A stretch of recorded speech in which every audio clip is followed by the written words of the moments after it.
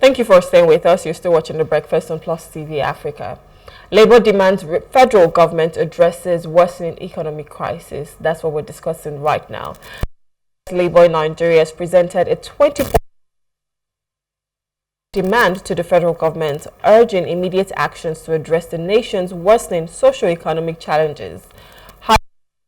National Day celebration in Abuja, the Nigerian Labour Congress (NLC) and the Trade Union Congress (TUC) emphasized the need for urgent interventions to halt escalating violence and bloodshed across the country.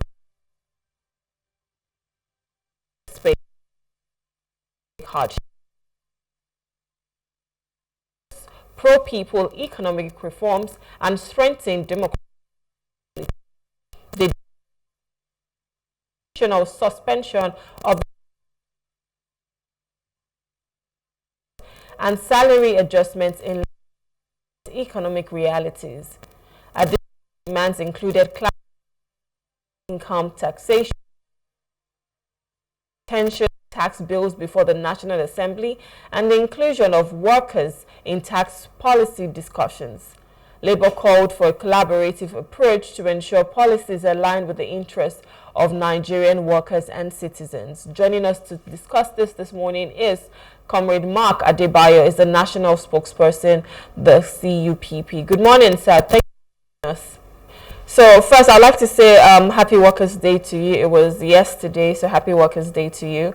And, you know, you're a spokesperson of the Coalition of United Political Parties, so I'm sure you're even passionate about this topic that we're speaking on right now. Now, the organized labor, which is the NLC and the TUC, have demanded, they've had a 20-point demand. I know that last year we had the long talks about the national minimum wage, which currently stands at 70,000 naira. And if we're being honest, it's not even enough, especially with the current situations of things in the country, inflation and everything. For you, looking at this 20-point agenda, what do you think about it? And do you think that Labour is finally, maybe they're on track with their demands? 100%, 100%.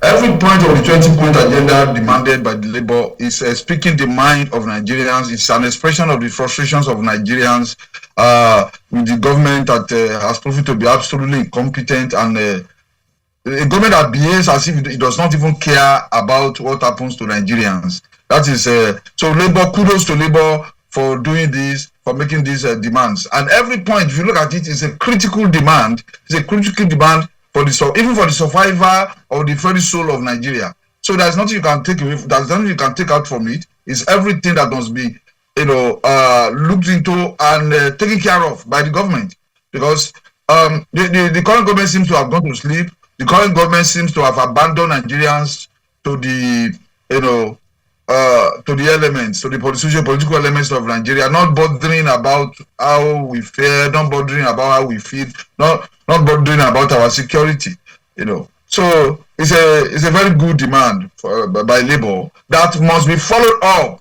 with actions, possibly maybe nationwide strike if possible, because this government will not listen to demands without action. There must be a follow-up action to compel this government to adhere strictly into addressing these critical issues of demand as raised by Labour. It's very, very important. Mere demands alone will not make this government pay attention to governance. They are not paying attention to governance. The Tinubu administration is only paying attention to politics, how to win or rig 2027 elections. That is what they are after. They are not thinking about governance. They are not thinking about security. They are not talking about hunger in the land.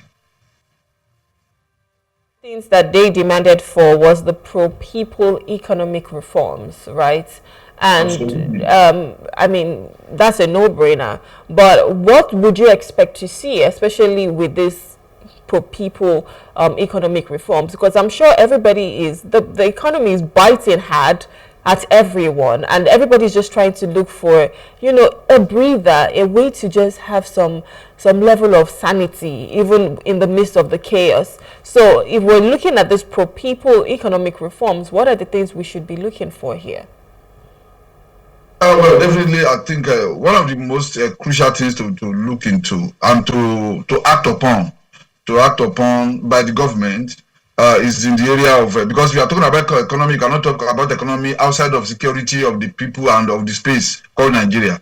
You know, in the first year of the Tinubu government, from May 2023 to April 2024, 640,937 human beings, Nigerians, were wasted by insurgents and criminals in this country. So that figure increased to almost 1 million in the last 1 year. You know, the people that have been killed, that have wasted, people have been kidnapped, and all the rest of that. So there is no way you cannot discuss economy outside of security of the space, outside of the security of the workers themselves. So now the government must first fix the security challenges of the country. It is escalating to the extent that the Borno state government had to come out and say, look, these criminals, these terrorists are gaining more ground in my state, and are even inching towards Maiduguri, the state capital. So it is as bad as that. Every day you hear of killings, mass murders in Benue and Plateau, especially. The North Central is more or less a no-go area now. It's like the government is totally absent in those areas. So the insurgents, the criminals, the bandits are having a free reign, killing people. You know, killer others are having a field day in Benue and Plateau. In the Northeast, they are roaming free. In fact, parts of the south now, whether southeast or southwest, are also, you know, getting, you know, a feel of the insecurity in the country. And it does seem that the government is totally helpless about these things. But you see one governor with his convoy and police and army protecting them. In fact, the other day I was looking at the convoy and the security details of the first son, so-called Seyi Tinubu. I saw soldiers, mobile policemen, regular policemen in their hundreds protecting one individual because he's the son of the president. He's not an official of government. So, but for us, we have been abandoned. We have been abandoned to our fate by the government.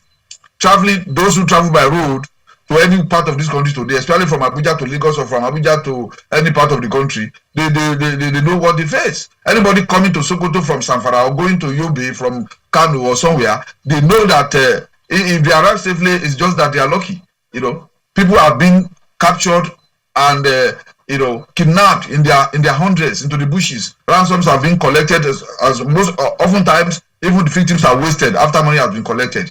Now, we now find a situation in this country that insurgents and terrorists are now making use of armed area vehicles, armed drones to attack soldiers, to attack our troops, to attack villages, armed drones. You know, the insurgents, you know, C.U.P.P and Boko Haram are now making use of armed drones to attack our soldiers, to attack villages, to attack farmers, to attack citizens who are going about their own normal duties. And it does seem to us that a country that has its armed forces, both the soldiers, the Air Force, the Navy, has intelligence agencies like NIA, DSS, and DMI and co, has paramilitary agencies, all over the place. Still, we are in the country where the people are not safe. I mean, it can certainly be said that probably a third of Nigeria is under the control of armed criminals, armed insurgents. That ordinarily a serious and committed and dedicated and competent government would have been able to wipe out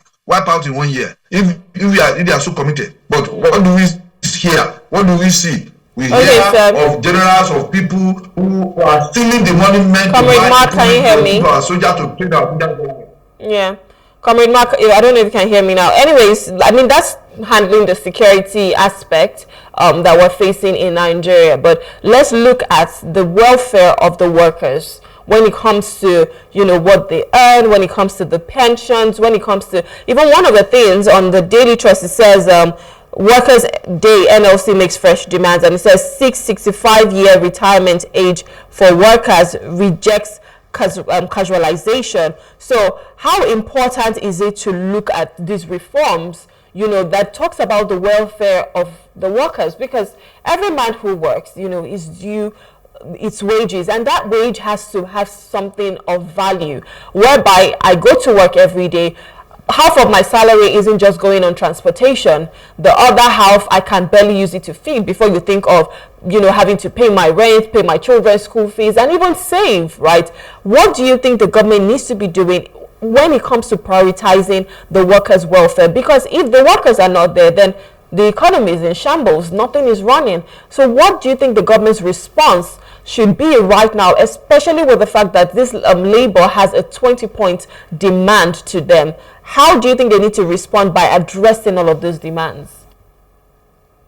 Well, a serious government, a competent government, a humane and patriotic government will look at these 20-point demands and say, oh, this is something we need to act upon, and act upon immediately. But I need to add something. I think labor and government should look at the way that there must be a law that's supposed to be, when it comes to pension, especially pension, people who have worked 35 years of their lives, who have donated 35 years of their lives or 30 years of their lives to the service of the country, should not be the ones at the age of 70, at the age of 80, now going to queue up for biometric capturing and the rest of that. I think anything that has to do with pensions there must be a reform. That if you are retired in the next 6 months, everything that has to do with your pension should be settled 6 months ahead of time. Not that after you have left, then they will ask you to come back and doing all manner of verification and the rest of that. 6 months ahead, I think people should have been able to settle everything that has to do with their pension. There must be a reform to that effect, and there must be a criminalization of the process. That if the government fails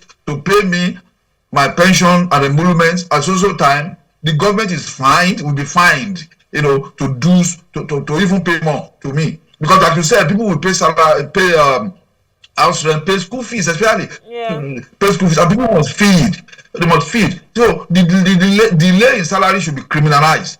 All this, what they call, half salaries, 1/4 salaries, modulated salaries, which means that you are not going to pay your salaries as at when due, must be criminalized. That any governor or any parastatal or any ministry that fails to pay salaries and pensions at the appropriate time must be sanctioned. There must be something. There must be a kind of punishment for that. There must not be immunity of that. Because people are dying every day who have served this country, including the military and the police.